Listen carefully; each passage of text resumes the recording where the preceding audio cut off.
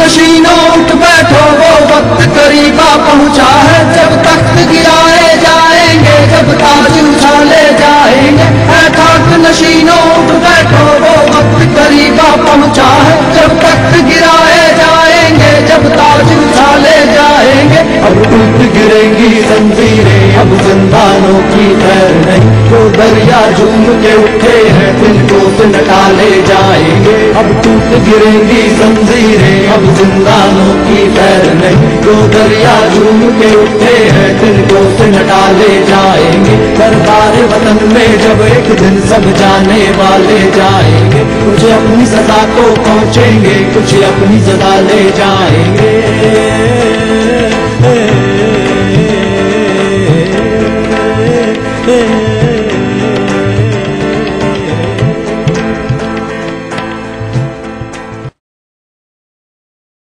Hello and good morning everybody. As you all know, from the past 3 days Mr. Anna Hazare has been sitting on a hunger strike in New Delhi, and today I think he has called off his strike in the morning. For the past 42 years this Lokpal bill has been catching dust, and today I think it has been seeing the light of the day. I think this today is the victory for the Indian democracy and the victory for Indian people also.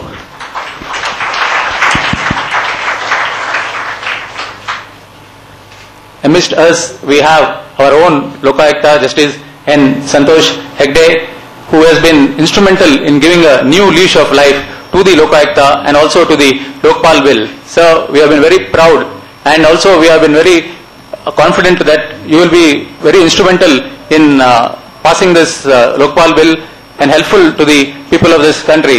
Sir, welcome to this program, sir.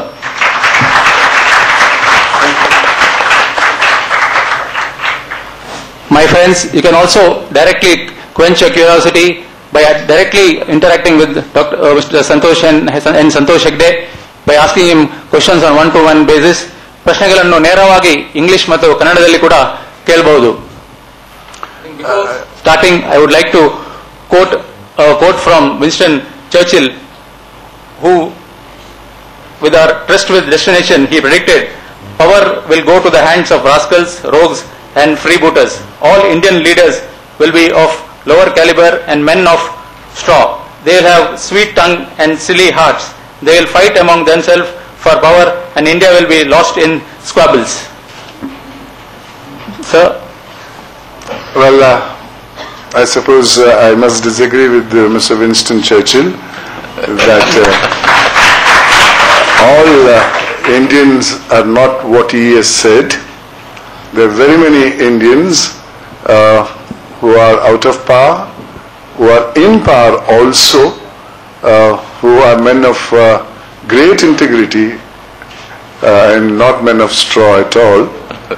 They are not men freebooters, but I must admit sadly, a percentage of persons are what Mr. Winston Churchill explained Indians are to be and all, but it's a fraction. Unfortunately, over the years, those who are honest and have lived a high life of probity have either not come forward to assert themselves or did not get an opportunity of addressing themselves, because in the small group out of the all Indian citizens which is called the politicians, we do find a lot percentage more of this Winston Churchill's example of Indians. Today, politics is something which many people would not want to go because they feel fish out of water if you go there. Take me for example. I have openly and publicly declared that after retirement I am not going near any political party and I am not joining politics. That's because, please don't follow me. I want you all to get into politics and I want you all to become the future leaders of this country. Only thing is, don't forget the path of probity, integrity. That's the most important thing, because you should have the need of the public public or the citizens and in mind, and remember that politics is not a profession, it's a service. This is the most important thing. Coming to the recent incident, I don't think we can consider Anna Hazare breaking his fast as a conclusion of this movement that he has started. This is not a movement I think Annaji conceived, but this is something which was in the heart of millions of Indians, that India is being taken for a ride by a few hundred politicians and administrators. They want to protest against that, but the situation, the scenario is such that nobody would individually want to come forward and identify himself as a person, I'm against this system and I'm going to fight this system, because consequences could be very severe.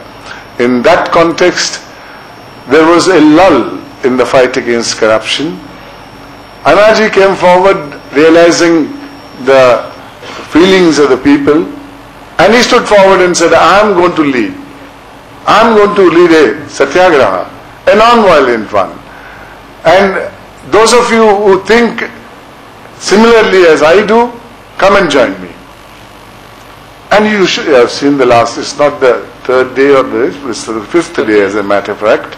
Yesterday was the fourth day. And every day the number increased by lakhs and lakhs. It was not confined to just poor people, just students. There were affluent people, there were old people, there were Gandhians, there were socialists, there were communists. Everybody was there. I'm not talking in terms of political leaders. Yes, even political leaders did try to come in to hijack the thing. He didn't allow that. He said, no, I don't want you all to the thing. So far as I am concerned, though I have been holding a statutory post, I have said I am openly supporting Annaji, and whatever I can do holding this statutory post, I will do.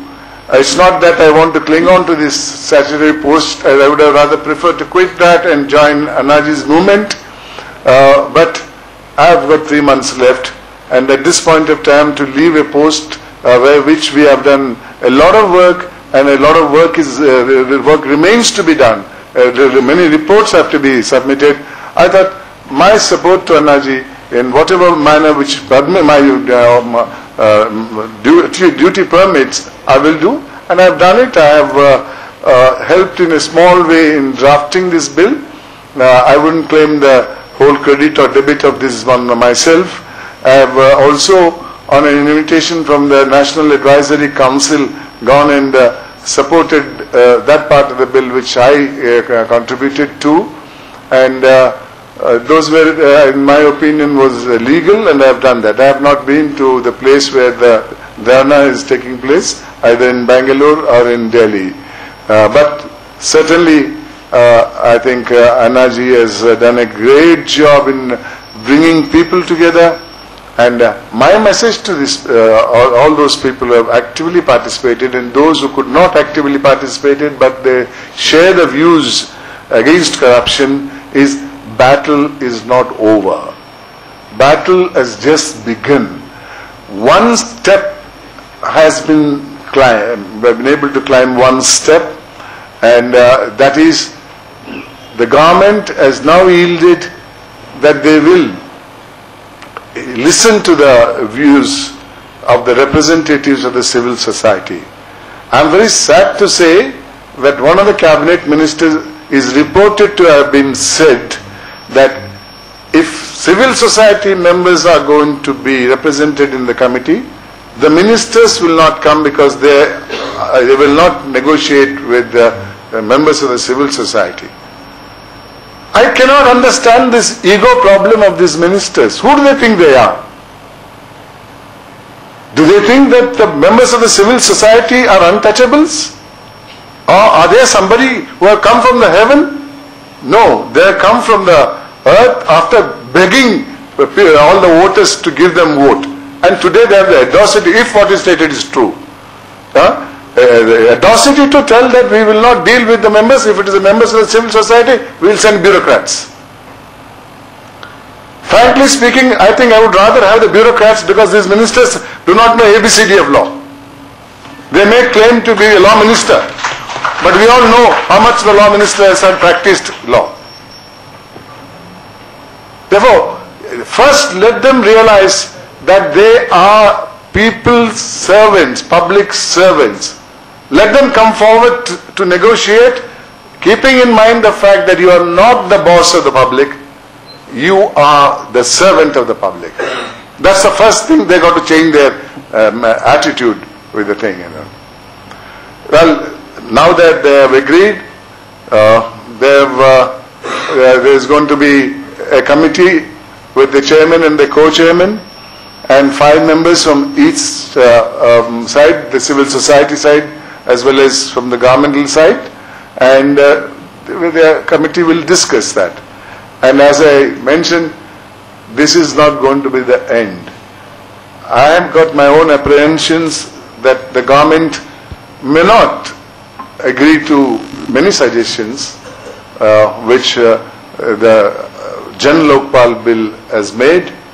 Government will insist upon protecting their ilk, both the politicians as well as the bureaucrats. Let me tell you something. I think many may not know about the Jan Lokpal, no, the government Lokpal bill, I call it, the prepared by the government. It is a facade to mislead the people that we are creating a Lokpal. Yes, they are creating a Lokpal without limbs, without eyes, without anything. After 42 years, this is the 8th bill that has been drafted, and I do not know which will have this will have the same fate of the 7 other bills which is withdrawn later. There is no honest interest on the part of the government to create a strong Lokpal. This bill is confined, or rather confines its jurisdiction of the Lokpal to members of parliament, minister and the prime minister. It has not been given the infrastructure. Of course, they may say that all of that will come later when we create the Lokpal and all. But the most important thing is, if this is a bill which is to inquire into corruption in administration, first of all, they should have also included the bureaucrats of the central government. You all know, in the recent scams that have come out, in every scam, behind every minister, there is some secretary or another bureaucrat involved in it. I, for one, I have been shouting from the rooftop that in corruption in the state actions, the politicians and the bureaucrats are conjoined twins. One can't survive without the other. If one of them is honest, there can't be a dishonest act, at least in that ministry. If the minister is honest, the secretary is dishonest, any action on the part of the secretary can be stalled by the minister. Vice versa, if the minister is dishonest, secretary is honest, he can say, I will not sign this order, sir. What can he do? Minister, transfer him somewhere. Beyond that, he can't remove him from service. His salary, everything is saved. So there can't be dishonesty. It's only when they come together and become a conjoined twin, one survives on the life of the other. So here in this act, the bureaucrats have been kept out. What sort of an investigation will he do? The Lokayukta? Lokpal. Nothing can be done. He'll say, I didn't do it, the secretary did it. So the inquiry will end there. Secondly, and more importantly, in India, corruption investigation is controlled by the Prevention of Corruption Act. Prevention of Corruption Act, Section 16 says that an investigation under this act shall be done by a police officer not below the rank of a deputy superintendent of police or otherwise notified by the state. Therefore, it can be done only by a police officer. Lokpal has not been given the power of police. A provision is there. Under Section 36 of the Criminal Procedure Code, you can notify a Lokpal as a superior police officer. Secondly, he should be given the infrastructural support of police agency. Otherwise what happens is, he makes a preliminary inquiry, Lokpal, finds there is need for further inquiry, so he may have to approach either the Delhi police or the CBI. Now we all know who is in control of those institutions. We know how complaints are registered or not registered, FIRs filed or B reports filed. Lokpal has no control over them. So let us try and understand what is the use of this bill. You make a bill to fight corruption. You know very well that there is a parliamentary enactment called the Prevention of Corruption Act, which prohibits anybody other than a police investigating. You don't give the police powers. You don't give the police institution. In Karnataka Lokayukta, we have a full-fledged police force headed by an additional Director General of Police. We have district police officers. We have other police officers to investigate, including intelligence officers. I'm not saying that we have cleared Karnataka of corruption. No. We might have touched the fringe of it. But that is where you want to get into the system, you just got to get into the system somewhere. Once you get into the system, you can move around. That is the type of institution you must prepare. Of course, I do understand the magnanimity, rather the magnitude of the central government officials. They are there from Himalayas to Kanyakumari. It will require a big force. I have alternatively suggested, what you do is, so far as the Lokpal is concerned, give him jurisdiction up to the level of joint secretaries who are in Delhi. Then empower the Lokpal to contact any other agency like local Lokayukta agencies to investigate other officers who are in the state of Karnataka or in the other states, get a report and try to investigate the case. But I don't know how the government will look at it. Government can easily say we have got a crore of government servants, so we can't include them. Without including them, that the Lokpal is of absolutely no thing. Secondly, an institution like Lokpal and Lokayuk should not be confined only to corruption. Along with corruption, people suffer from maladministration, which is not connected with the corruption. Therefore, people should be allowed to approach the Lokpal, as they can do in Karnataka, the Lokayukta, with their grievances and say that, look, this officer is not doing it, may not be for corruption, but for various reasons, collateral reasons. Such investigating power also should be there, so that the Lokpal or the Lokayukta can extend his arm of investigation in not criminal investigation, but misconduct in the administration side and all, and give relief to people, because people suffer from both because of corruption and also because of maladministration, which is not corruption induced. खाक नशीनों उठ बैठो, वो वक्त करीबा पहुंचा है, जब तख्त गिराए जाएंगे, जब ताज उछाले जाएंगे। खाक नशीनों उठ बैठो, वो वक्त करीबा पहुंचा है, जब तख्त गिराए जाएंगे, जब ताज उछाले जाएंगे। अब टूट गिरेंगी जंजीरें, अब जिंदानों की खैर नहीं, तो दरिया झूम के उठे हैं, तिनको से न टाले जाएंगे। अब टूट गिरेंगी जंजीरें, अब जिंदानों की खैर नहीं। जो दरिया झूम के उठे हैं, तिनको से न टाले जाएंगे। दरबार वतन में जब एक दिन सब जाने वाले जाएंगे, कुछ अपनी सजा को पहुँचेंगे, कुछ अपनी सजा ले जाएंगे।